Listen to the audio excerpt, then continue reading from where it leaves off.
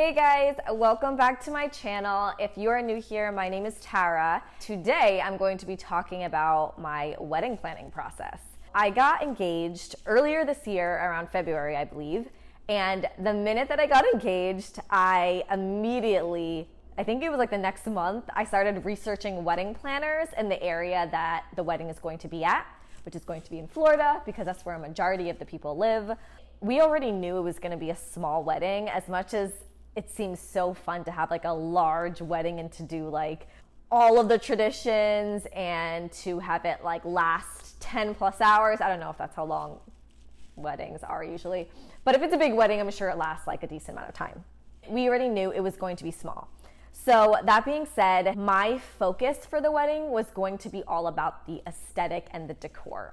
In a sense, I've started to call this wedding like a fancy dinner party because I feel like that's a little bit how it's going to be, like the vibe. So the people at my wedding, it's going to be 20 people max. Of those 20 people, most of it is my mom's side of the family. My dad will be flying to Florida from New York, and I have two friends from Los Angeles that will be attending. So it's a very intimate wedding, like it's so small. Ivan's family unfortunately won't be able to make it to the wedding because everything going on when it comes to travel and visas and all that, it's a lot more complicated than it should be. And so we're going to be doing a separate kind of Russian style wedding when we visit Russia when the time comes. I wanted to kind of film this video because I wanted to describe to you guys the exact aesthetic and what I am hoping that this wedding turns out to be. Even though it's a small amount of people, I really wanted it to have a vibe. I didn't want it to be plain, boring. I didn't want it to be simple. That's the best way to describe it. I did not want that. I want it to look bomb for the small amount of people that we have. If anybody has seen the show Bridgerton, or I think it's called Bridgerton or Bridgerton on Netflix, that show has really the most amazing aesthetic to me, like for that time period. And I'm not doing a themed wedding or anything, but I definitely want to take some inspiration from that show when it comes to how they did all the movie set and like the decor and all that. One of the things that kind of sold me with this wedding planner is that on her Instagram, I saw how she flipped kind of like one room of someone's house for their wedding from the section of like when the people are saying their vows to the actual dinner party. So she literally just flipped one room and it just looked so gorgeous. I obviously probably will play the video right here. And that kind of made me realize, okay, she can work small spaces. So that's important.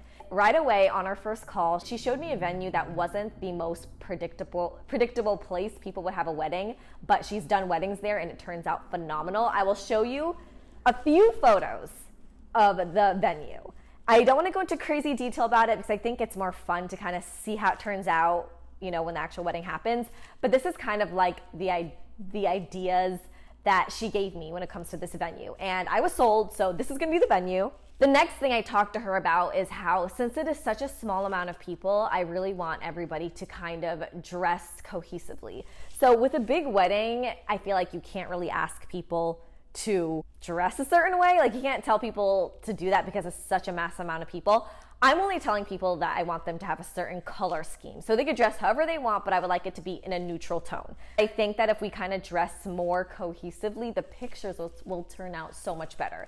So now I'm going to kind of go over briefly the timeline of the wedding because they're probably wondering like, okay, for having 20 people, like, are you going to do like all the wedding traditions? No, we're not going to be doing all the wedding traditions. They're not honestly that important to us. Like, we're not that type of people that are like, we have to do this tradition, like whatever. Like, we really don't care as long as we get to say our vows and we're going to have our own written vows. That's all that matters. We're going to be doing a cocktail hour, obviously like the dinner, toast, cutting of the cake. Because as you saw, the venue is like a smaller venue. When it comes to the whole wedding, we're going to be doing an after party because there's not really going to be like a place to like party it up. We still do want to celebrate. So we're going to kind of I haven't picked a place yet, but maybe like a place where we can all, whoever wants to go can go and celebrate. Because another thing I wanted to mention is that our wedding is going to be on a weekday.